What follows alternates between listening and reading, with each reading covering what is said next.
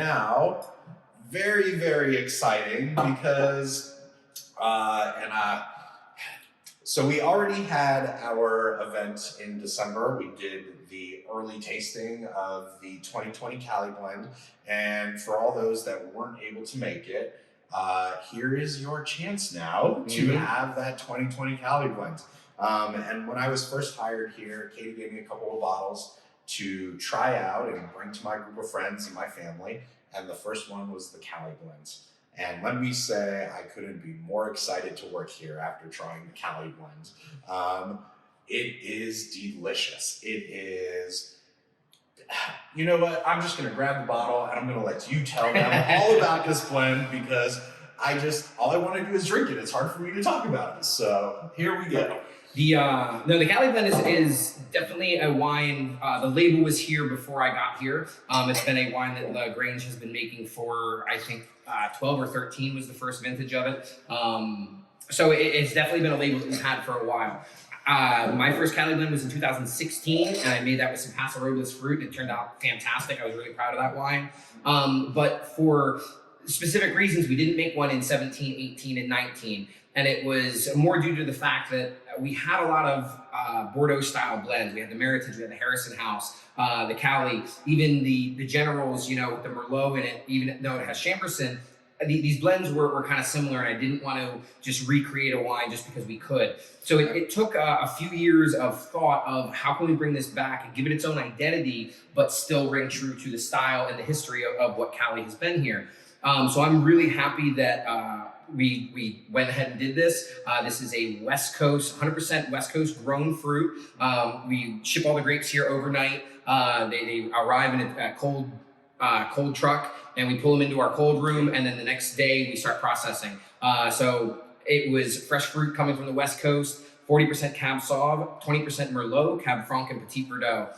And as we were just talking about Cab Sauv, sometimes it brings so much to the table, but it really is nice to kind of spice it out. The Merlot adds a lot to the mid palate. The Cab Franc kind of gives it that earthy spiciness, and I think the Petit Verdot is kind of what hammers on the finish with some dark fruit and some bigger tannins, but it doesn't overshadow the Cab Sauv. These grapes, you know, they've been grown in Bordeaux for 2,000 plus years and blended together. We know that they work well together, and I think this is a really nice iteration of, you know, these grapes bringing what they can to the table and making a really nice wine. So, well, I am already excited. So let's go ahead and let's try this wine, folks. The color is dark. It's decadent. You can tell even before you start smelling it. This has a lot to it. It has some depth. It has some complexity to it. Yeah, when I see an inky color like this, all I think of is, you know, old school parchment, right? You know, I just want my little feather tip in order to go ahead and start writing. And this is something that I discovered on the West Coast, and I feel it's even more appropriate being here on the East Coast of Virginia with all the American history. It's just, yeah. So, yeah, I am getting rich, dark plums. I get that heavy cherry. I mean, it is just, wow. Yeah. I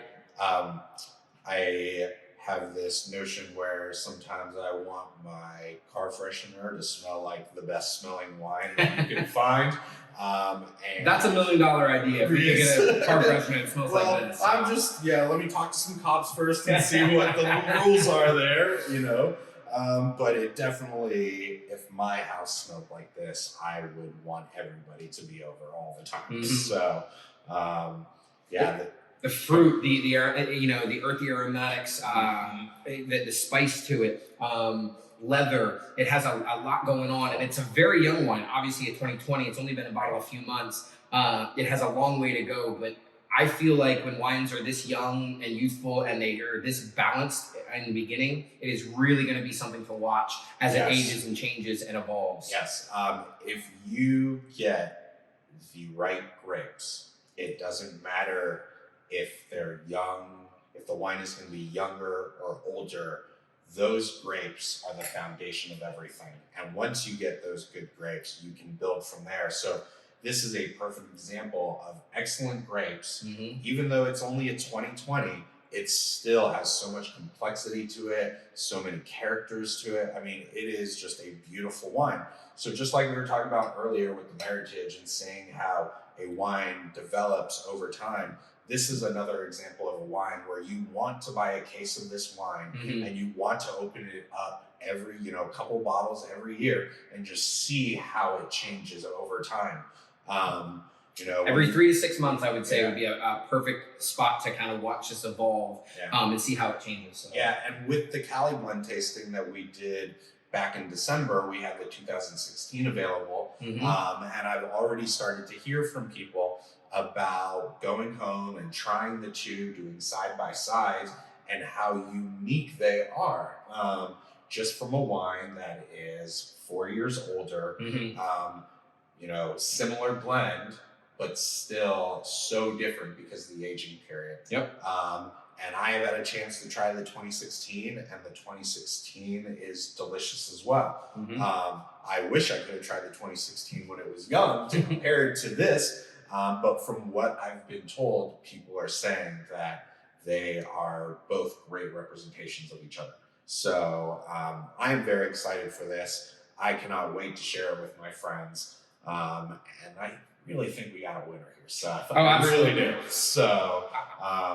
Yeah, go ahead. It takes me, sometimes years to, more than years, if we really look into making the contacts for the grape contracts. Trying to make sure that we are prepared all summer long for when these grapes show up, crushing the grapes in the fall, letting them age all winter long, working with them in the spring, making sure that everything's taken care of, and then the blends, and then bottling, and then aging after that. So this is a multi-year process that sometimes I don't even get to share what I'm doing, and I get so excited about it. So when these wines that I put a lot of my heart and a lot of my passion into creating them and making sure that every step of the way we did everything we could to preserve, the elegance in the bottle. And as Amikai was talking about it, it really comes from the fruit. Winemakers, you probably heard me talk about this before. I don't consider myself a winemaker. I don't make wine. I don't take things that aren't wine and assemble it. Nature does this, but I'm more of a steward of the process. And when the process happens like this, and I got to really have a lot of pride that this process was well taken care of,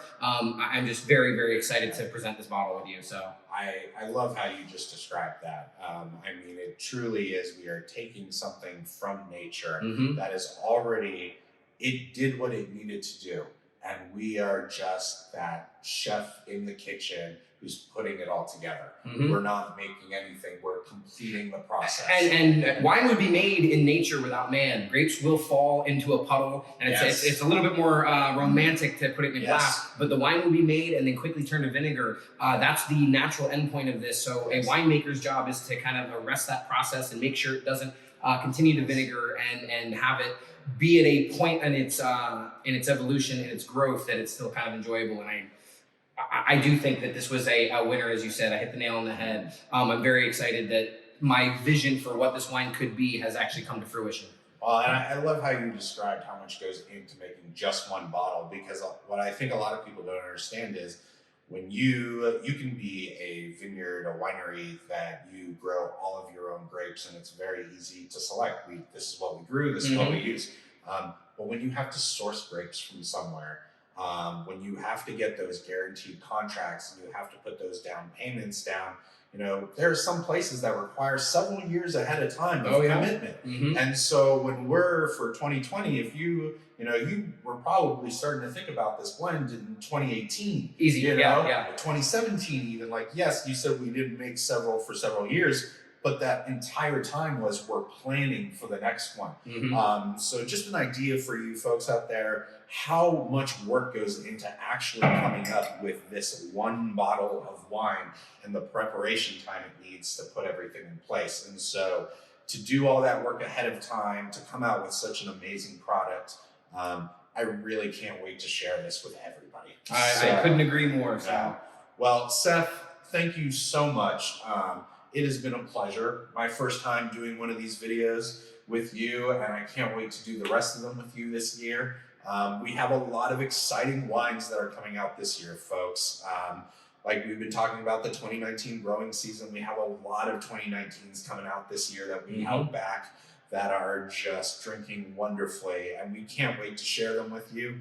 And this is our first stop for the year. Yep. So with that said, do you have anything else to add? I just want to say welcome to the Grange. We're very happy to have you on the team, Amitai. Thank you very much. Very happy Make to sure be that here. when you meet him, you welcome him as well. He's a huge asset. His knowledge of wine, his personality, even just a few times that him and I have worked together. I'm really looking forward to the magic that we're gonna be able to kind of bring here for you guys. And with a little bit more on topic, I do think that this wine package is something that I'm very excited to present to you guys. We have kind of the full gambit from lighter style, younger drinking reds to a showstopper like this Cali, the Petit Manseng and the Benoni's white. They're beautiful wines. So when we get to release packages like this, I get very excited. So thank you very much for the continued support, and hopefully you guys are excited about this package as we are. Yeah, and we are looking forward to seeing everybody in February when you come to pick up your package, but don't let waiting for the package pickup stop you from coming in beforehand. Absolutely. So we are open, it is beautiful, we are surrounded by snow, and we can't wait to see you guys. So Cheers. cheers.